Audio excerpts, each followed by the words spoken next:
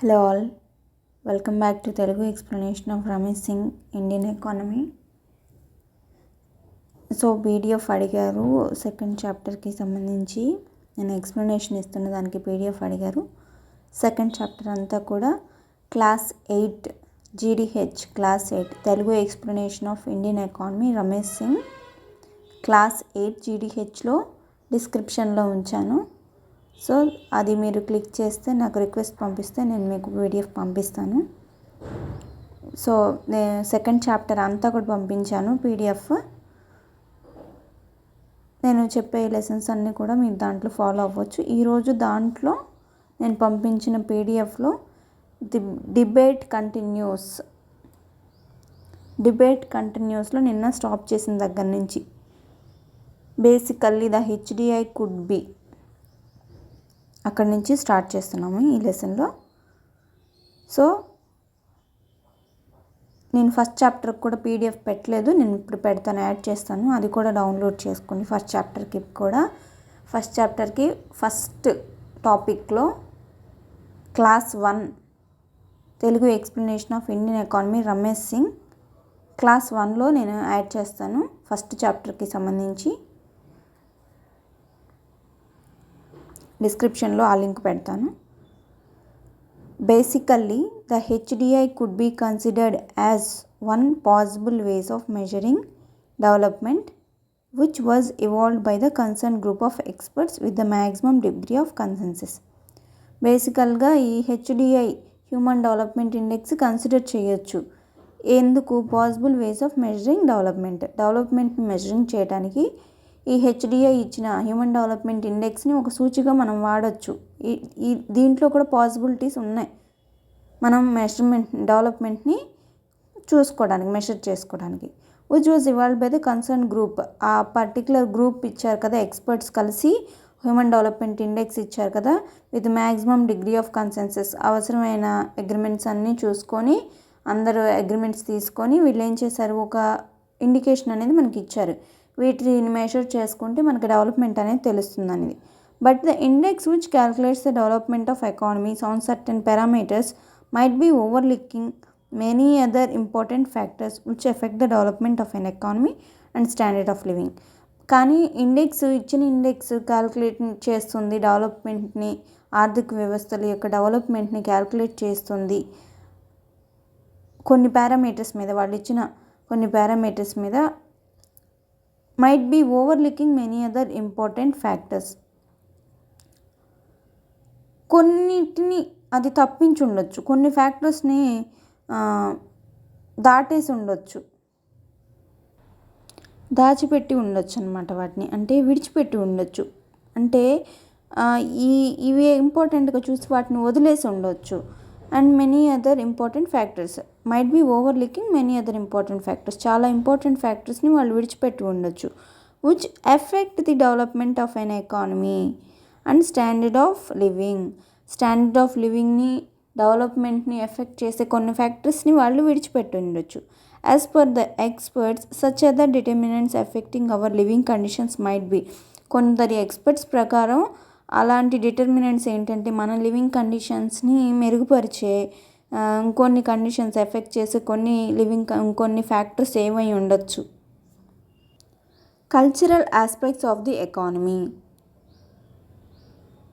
ఆ నేషన్ యొక్క ఆచార సాంప్రదాయాలు. Outlook towards aesthetic and purity of the environment, భక్తి, ఇట్లాంటివన్నీ, ఎంత ప్యూర్గా ఉన్నాము, ఇలాంటివన్నీ. Aspects related to the rule and administration in the economy, ఆర్థిక వ్యవస్థలో వాళ్ళ రూల్ గురించి, వాళ్ళు ఎలా పరిపాలిస్తున్నారు, వాళ్ళ అడ్మినిస్ట్రేషన్ ఏంటి, ఎలా ఉంది, వాళ్ళ కార్యనిర్వహణ సంఘం ఎలా ఉంది, దీని గురించి. People's idea of happiness and prestige, happiness అంటే పీస్ ఆఫ్ మైండ్, సంతోషం, ప్రెస్టీజ్, ఇట్లాంటివన్నీ. Ethical dimension of the human life అంటే నీతి, నిజాయితీ ఇవి ఎంత ఉన్నాయి, ఎథికల్ వాల్యూస్ ఎంత ఉన్నాయి, మానవతా విలువలు ఎంత ఉన్నాయి వాళ్ళ లైఫ్లో, అక్కడ ఆ ఏరియా యొక్క లైఫ్లో, ఆ నేషన్కి సంబంధించి అవి ఎంత ఉన్నాయి, ఇవన్నీ కూడా మనం పట్టించుకున్నప్పుడే మనం డెవలప్ అయినట్టు అని చెప్పి కొందరు ఎక్స్పర్ట్స్ వీటిని చూపించలేదు, వీటిని వీటిని విడిచిపెట్టారు. సో ఇవి కూడా అవసరమే, ఇవి కూడా మన లివింగ్ కండిషన్స్ని ఎఫెక్ట్ చేస్తాయి. అంటే మన ఆచార సాంప్రదాయాలు ఫాలో అవ్వకపోయినా కూడా మనం అంత నాగరికతగా ఉన్నట్టుగా ఉండదు. సో అడ్మినిస్ట్రేషన్ కరెక్ట్గా లేకపోయినా, కొన్ని ఎథికల్ వాల్యూస్ అనేవి లేకపోయినా కూడా ఇబ్బందిగా ఉంటుంది కాబట్టి, సో డెవలప్ అయినట్టు కాదు, అందరు పీస్ ఆఫ్ మైండ్తో ఉండలేరు. సో ఈ ఫ్యాక్టర్స్ని కూడా ఇవి కూడా మన లైఫ్ని ఎఫెక్ట్ చేస్తాయి, మన లివింగ్ కండిషన్స్ అని కొందరు ఎక్స్పర్ట్స్ చెప్పారు. ఇవి కూడా అదర్ ఫ్యాక్టర్స్, కొన్ని ఇవి కూడా లక్షణాలు, కానీ వీటిని విడిచిపెట్టారు అని చెప్పి అంటున్నారు. నెక్స్ట్ ఇంట్రోస్పెక్టింగ్ డెవలప్మెంట్ అంటే సెల్ఫ్ ఎగ్జామినింగ్. డెవలప్మెంట్ని సెల్ఫ్ ఎగ్జామినేషన్ చేసుకోవటం. సరే, డెవలప్మెంట్కి ఒక డెఫినేషన్ అయితే ఇచ్చారు, కానీ అది కరెక్ట్గా ఉందా లేదా, మనం అనుకున్న డెవలప్మెంట్ కరెక్టా లేదా అనేది మనం ఎగ్జామిన్ చేసుకోవాలి కదా. మనంతటి మనం పరీక్షించుకోవాలి. మనం డెవలప్మెంట్ ఇవి ఉంటే, ఈ ఫ్యాక్టర్స్ ఉంటే డెవలప్మెంట్ ఉంటుందని లెక్కించుకున్నాం.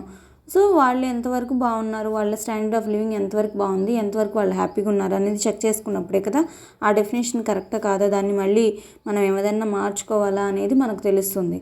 సో మనం ఏదైతే డెవలప్మెంట్ అని అనుకున్నామో ఆ ఫ్యాక్టర్స్ని చూసుకొని, ఆ ఫ్యాక్టర్స్ అన్నీ కరెక్ట్గా ఉన్న వాటిల్లో ఎలా ఉన్నారు వాళ్ళు ప్రజలు అనేది చూసుకున్నప్పుడు మనకది తెలుస్తుంది. లేకపోతే ఆ డెఫినేషన్కి కొన్ని మార్పులు మనం చేసుకున్న డెఫినేషన్కి ఫ్యాక్టర్స్ని మార్చుకుంటాం.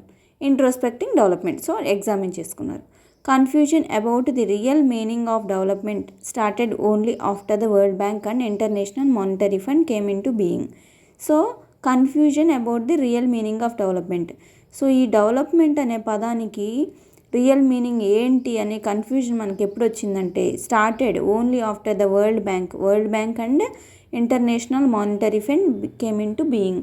International monetary fund, world bank ఎప్పుడైతే వచ్చినాయో, ఈ హ్యూమన్ డెవలప్మెంట్ ఇండెక్స్ విషయానికి వచ్చి దీన్ని తీసుకున్నాయి కదా, 1990లోనే ఇవి తీసుకున్నాయి దీని డేటాని.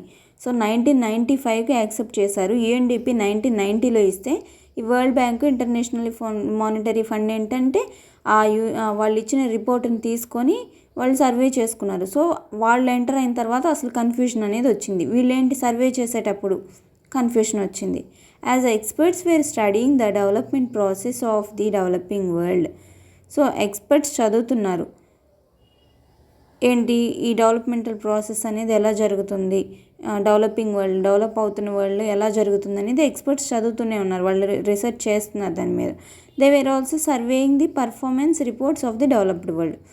సో వీళ్ళేంటి, ఈ world bank and international monetary fund ఏం చేస్తున్నారంటే, డెవలప్ అయిన వరల్డ్ ఉంటుంది కదా, వీళ్ళేమో ఎలా జరుగుతుంది అనేది సర్వే చేస్తున్నారు, వీళ్ళు ఏం చేస్తున్నారు, స్టడీ చేస్తున్నారు, రీసెర్చ్ చేస్తున్నారు. వీళ్ళు ఏం చేశారు, world bank and international monetary fund develop అయిన దాంట్లో సర్వే చేశారు. పర్ఫార్మెన్స్ రిపోర్ట్ అంటే ఎలా ఉంది, ఎంత పర్ఫార్మెన్స్ వచ్చింది, వీళ్ళు చేస్తున్న ప్రాక్టీసెస్తో ఎంత డెవలప్ అయింది అనేది పర్ఫార్మెన్స్ రిపోర్ట్ తీశారు వీళ్ళు.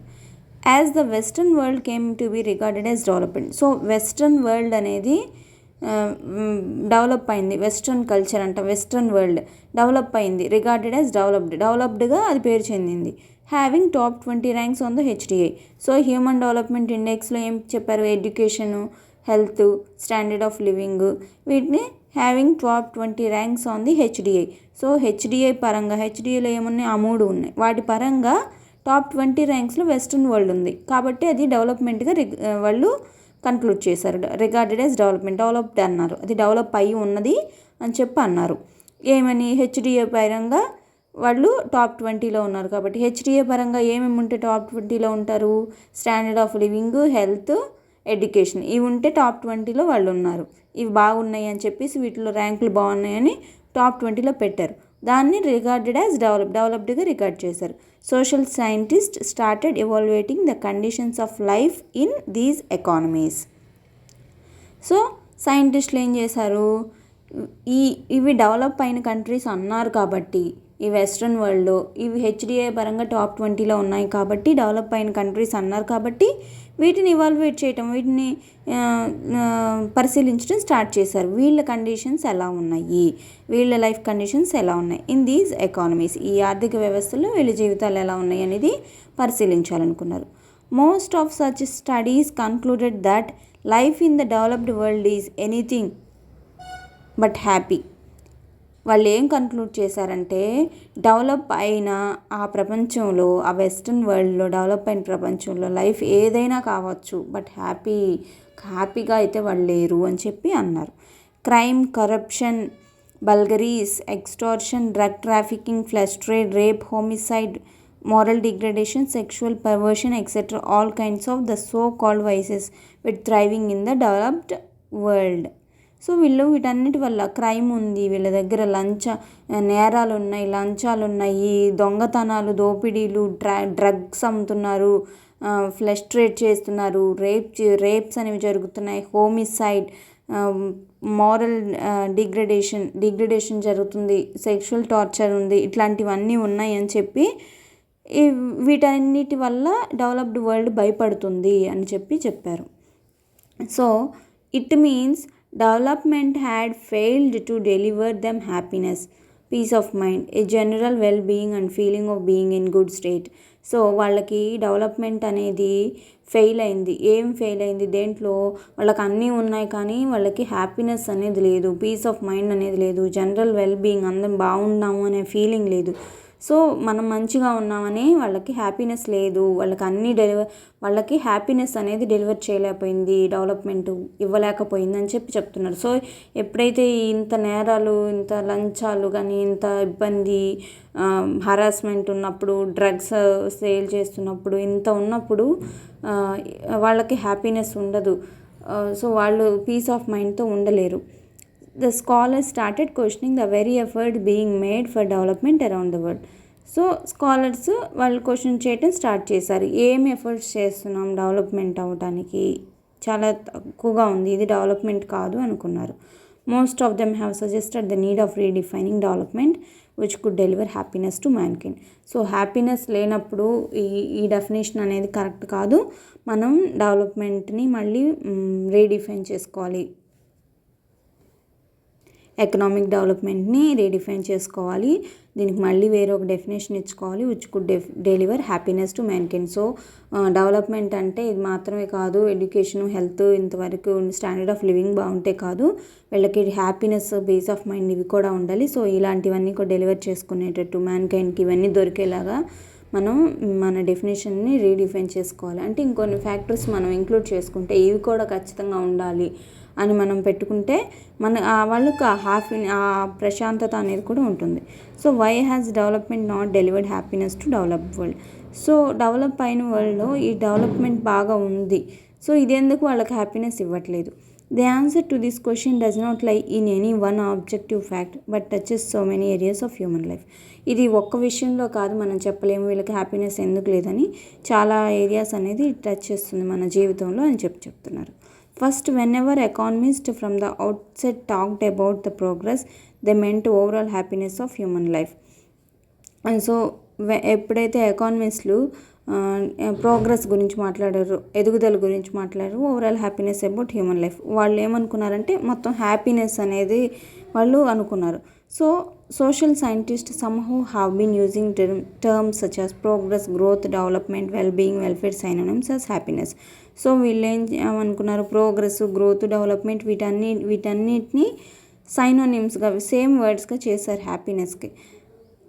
సో హ్యాపీనెస్ కాన్సెప్ట్ ఇక్కడ స్టార్ట్ అయింది. సో వీళ్ళు ఏమనుకున్నారంటే ఇదే హ్యాపీనెస్ అని చెప్పేసి అనుకున్నారని చెప్దాం. ఇక్కడ మొత్తం ఇవాళ చెప్పుకున్న లెసన్లు సమ్మరీ ఏంటంటే, హెచ్డిఐ రిపోర్ట్ని కన్సిడర్ ఒక పాసిబుల్ వేగా చెప్పచ్చు, కానీ ఇంకా కావాల్సిన కొన్ని